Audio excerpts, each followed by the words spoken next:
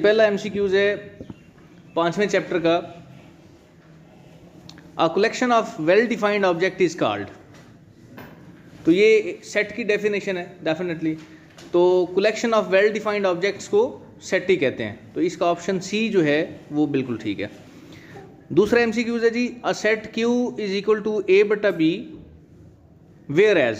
ये जो बिल्कुल सीधी लाइन है इसको इंग्लिश में कहते हैं वेयर एज, जबकि A and B belongs to G. G का मतलब क्या होता है? इंटीजर्स। जी किसको रिप्रेजेंट करता है? इंटीजर्स को रिप्रेजेंट करता है। तो ए और बी जो हैं ये इंटीजर से बिलोंग करते हैं। And B is not equal to zero. अब ये बटे वाली रकम है ए बटा बी, और बटे के नीचे वाली रकम वो कह रहा है बी जो है वो जीरो के बराबर नहीं है। अगर ये जीरो के बराबर नहीं है और ए बटा बी की शक्ल में कोई वैल्यू आ गई है तो इस वैल्यू को क्या कहते हैं? Is called a set of rational numbers. ये क्या होते हैं? बटे वाली रकमें आमतौर पे रैशनल नंबर्स कहलाती हैं। तो डी ऑप्शन इसका ठीक आंसर होगा। तीसरा एमसीक्यूज है जी, different number of ways to describe a set are. एक सेट को हम कितने तरीकों से डिस्क्राइब कर सकते हैं, कितने तरीकों से लिख सकते हैं? तो 3 तरीके मैंने आपको बताए थे। कितने तरीके? पहला कौन सा था? Tabular method. कौन सा मेथड है? दूसरा डिस्क्रिप्टिव मेथड। कौन सा मेथड है? और तीसरा तरीका कौन सा है? Set builder notation. कौन सी मेथडोलॉजी है? Set builder notation. तीसरा तरीका सेट बिल्डर नोटेशन का है। तो सेट को रिप्रेजेंट करने के फिर कितने तरीके हुए? कौन सा ऑप्शन ठीक है? सी ऑप्शन दोस्त है। चौथा एमसीक्यूज है जी, a set with no element is called. एक ऐसा सेट जिसके अंदर कोई एलिमेंट ही मौजूद नहीं है उसको क्या कहेंगे? एम्प्टी सेट कहेंगे। तो कौन सा ऑप्शन ठीक है? बी ऑप्शन दुरुस्त है। 5वां एमसीक्यूज है जी, the set X whereas X belongs to W. W का मतलब होता है होल नंबर्स। इसका मतलब है जो आपका सेट है उसके अंदर जो एलिमेंट्स हैं वो होल नंबर से बिलोंग करते हैं। And x is less than और इक्वल टू 101, 101। वो कहते हैं जो एलिमेंट्स हैं वो 101 तक हैं या 101 से कम है। तो फिर जो सेट होगा वो क्या होगा? इनफाइनाइट सेट होगा, सब सेट होगा, नल सेट होगा या फाइनाइट सेट होगा? तो फाइनाइट सेट होगा ये, क्योंकि इसमें एलिमेंट्स की तादाद लिमिटेड है। एलिमेंट्स की तादाद क्या है? जब एलिमेंट्स की तादाद लिमिटेड होती है तो फिर सेट फाइनाइट होता है। ऑप्शन डी इसका करेक्ट आंसर है। छठा एमसीक्यूज देखें, the set having only one element is called. एक ऐसा सेट जिसके अंदर एलिमेंट ही सिर्फ एक हो तो ऐसे सेट को बेटा सिंगलेटन सेट कहते हैं, सिंगल एलिमेंट वाला सेट। तो ऑप्शन सी इसका करेक्ट आंसर है। MCQs number 7, power set of an empty set is. Empty power set of an empty set. Empty set का जो पावर सेट होगा वो क्या होगा? तो उस पावर सेट के अंदर सिर्फ एक एम्प्टी सेट ही होगा। पावर सेट के अंदर क्या होगा? सिर्फ एक एम्प्टी सेट ही होगा। अगर एम्प्टी सेट का आपने पावर सेट बनाना है तो उसके अंदर सिर्फ कौन सा सेट आएगा? एम्प्टी सेट आएगा। तो कौन सा ऑप्शन ठीक है इसका? डी ऑप्शन इसका दुरुस्त ऑप्शन है। 8वां एमसीक्यूज है जी, the number of elements in power set 1 2 3 is.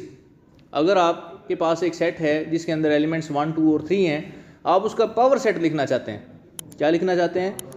Power set अगर लिखना चाहते हैं तो उस पावर सेट के अंदर एलिमेंट्स की तादाद कितनी आएगी? तो इसका एक फार्मूला होता है सिंपल सा, 2 की ताकत एलिमेंट्स की तादाद। अब इसमें देखें एलिमेंट्स की तादाद कितनी है? 3। कितनी एलिमेंट्स की तादाद है? अब 2 की ताकत क्या लेना है आपने? 3। 2 की ताकत 3 लेंगे तो वो क्या आएगा? 2 × 2 × 2 इज इक्वल टू 8। तो यहाँ पे कौन सा ऑप्शन दुरुस्त होगा? सी ऑप्शन जो है वो बिल्कुल ठीक है। तो 8 पावर सेट के अंदर एलिमेंट्स की तादाद आ जाएगी। 9वां MCQs, if A is a subset of B then A union B is equal to. अब देखें ए जो है वो सबसेट है बी का। इसका मतलब है ए के अंदर जो एलिमेंट्स हैं वो बी के अंदर भी मौजूद हैं, वो बी के अंदर भी, इसलिए ए जो है वो बी का सबसेट है। अगर ए के सारे एलिमेंट्स बी के अंदर ऑलरेडी मौजूद हैं तो ए यूनियन बी जब आप फाइंड करेंगे, दोनों को इकट्ठा करेंगे, यूनाइट करेंगे दोनों के एलिमेंट्स को, तो कौन सा सेट आएगा? बी सेट आ जाएगा। तो इसका जवाब कौन सा होगा? Option B. 10वां MCQs, if A is a subset of B then A intersection B is equal to.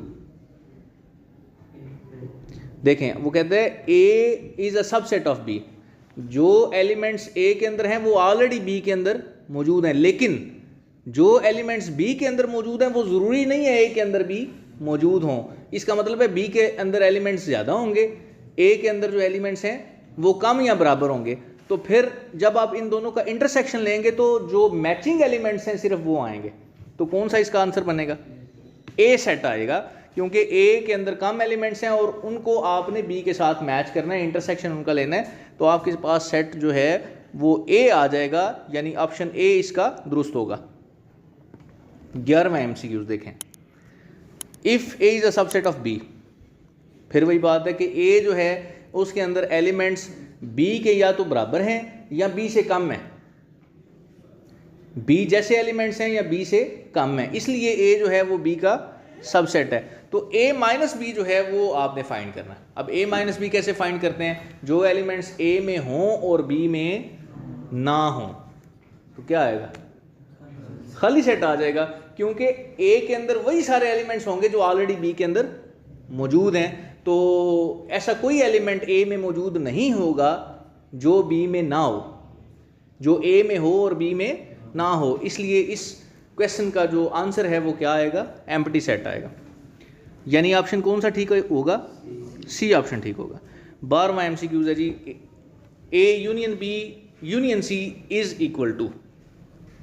ये यूनियन और इंटरसेक्शन की कुछ प्रॉपर्टीज़ हैं, सेट्स की कुछ प्रॉपर्टीज़ हैं, आपके चैप्टर के शुरू में जो है इनको लिखा गया है।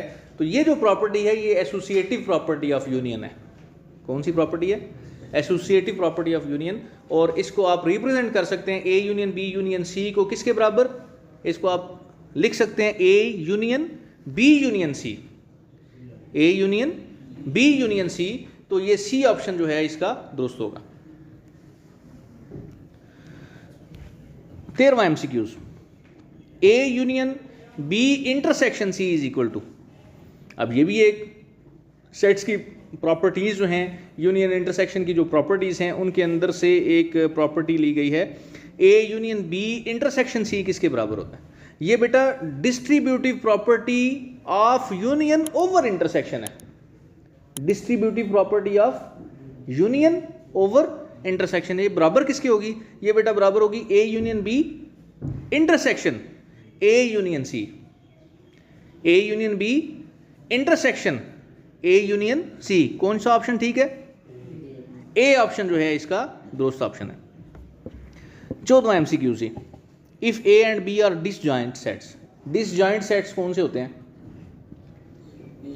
बेटा? ऐसे सेट्स, ऐसे दो सेट्स जिनका कोई भी एलिमेंट आपस में मैच नहीं करता, जिनका कोई भी एलिमेंट आपस में एक जैसा नहीं होता, डिफरेंट एलिमेंट्स हैं, A के एलिमेंट्स B के एलिमेंट के साथ मैच नहीं करते, डिफरेंट एलिमेंट्स हैं, तो ऐसे सेट को डिसजॉइंट सेट्स कहते हैं। कहते हैं if A and B are disjoint sets then A union B is equal to B union A। A union B किसके बराबर होगा फिर? B यूनियन A लें या A यूनियन B लें, दोनों का आंसर जो है वो सेम आएगा। तो कौन सा ऑप्शन ठीक है जी इसका? कौन सा ऑप्शन? D ऑप्शन जो है वो इसका दुरुस्त है। 15वां MCQs, 15वां MCQs है जी, if number of elements in set A is 3 and in set B is 4। कहते हैं दो सेट्स हैं, A सेट के अंदर एलिमेंट्स हैं 3 और B सेट के अंदर एलिमेंट्स हैं 4, then number of elements in A cross B। तो बड़ा सिंपल सा तरीका है, जितने एलिमेंट्स A के अंदर हैं और जितने एलिमेंट्स B के अंदर हैं दोनों को मल्टीप्लाई कर दें। दोनों को क्या करें? क्या बनेगा? 3 4 12। तो A क्रॉस B का क्या जवाब आ जाएगा? 12। ऑप्शन C इसका सही आंसर होगा। 16वां MCQs है जी, if number of elements in set A is 3 and in set B is 2 then the number of binary relations in A cross B is. तो ये थोड़ा सा डिफरेंट क्वेश्चन है ऊपर वाले MCQ से। ऊपर वाले MCQs के अंदर हमसे पूछा गया था number of elements in A cross B, A cross B के अंदर एलिमेंट्स की तादाद कितनी है। अब इस MCQ 16वें MCQs के अंदर हमसे पूछा गया है A क्रॉस B हम फाइंड करते हैं, तो A क्रॉस B फाइंड करने के बाद हम बाइनरी रिलेशन कितने बना सकते हैं।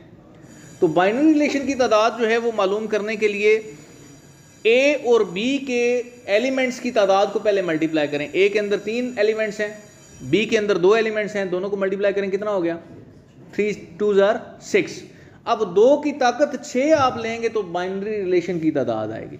2 की ताकत 6 आप लेंगे तो बाइनरी रिलेशन की तादाद आपके पास आ जाएगी। तो कौन सा ऑप्शन ठीक होगा, बी ऑप्शन दुरुस्त होगा, 2 की ताकत 6। 17वां MCQs है, MCQs number 17। The domain of R is, R एक बाइनरी रिलेशन है R, और इसके अंदर देखें पेयर्स हैं 0 2 2 3 3 3 3 4। अब इसके अंदर डोमेन क्या चीज़ होती है, हर पेयर के अंदर जो पहला नंबर होता है वो डोमेन होती है। अब हर पेयर के अंदर पहला नंबर आप इकट्ठा कर लें, 0 2 3 और फिर 3 आ गया।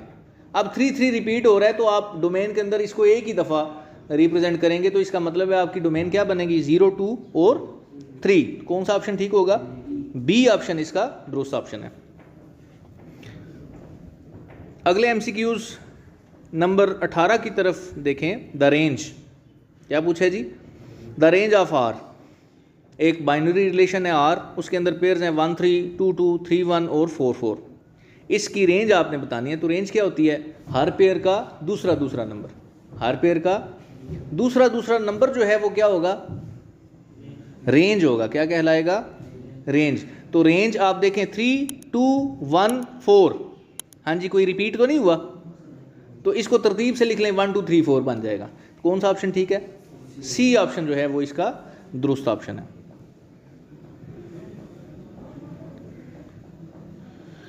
जी स्टूडेंट्स, MCQs है जी सेकंड लास्ट, यानी 19th MCQs है। पॉइंट -1 और 4 लाइज इन क्वाड्रेंट, ये एक पॉइंट है जी। जाहिर है पॉइंट को रिप्रेजेंट करने के लिए क्वाड्रेंट की ज़रूरत होती है, ठीक है, कोऑर्डिनेट्स की ज़रूरत होती है। पॉइंट्स को रिप्रेजेंट करने के लिए किसकी ज़रूरत होती है, कोऑर्डिनेट्स की। तो ये -1 और 4 क्या हैं, कोऑर्डिनेट्स हैं। इसमें x कोऑर्डिनेट -1 है, y कोऑर्डिनेट 4 है। अब आपको नज़र आ रहा है जो x कोऑर्डिनेट है वो नेगेटिव है, जो y कोऑर्डिनेट है वो पॉजिटिव है। तो x कोऑर्डिनेट नेगेटिव होने का मतलब है ये नेगेटिव x एक्सिस की तरफ है, ये जो x की वैल्यू है नेगेटिव x एक्सिस की तरफ है, और y की वैल्यू पॉजिटिव है तो ये पॉजिटिव y एक्सिस की तरफ है। तो आपको अंदाज़ा हो जाना चाहिए कौन सा क्वाड्रेंट बनेगा, सेकंड क्वाड्रेंट। कौन सा क्वाड्रेंट, तो बी ऑप्शन इसका दुरुस्त ऑप्शन है। 20वां MCQs, आखिरी MCQs है जी। द रिलेशन R, जो आपको बाइनरी रिलेशन बताया गया 1 2 2 3 3 3 3 4 इज।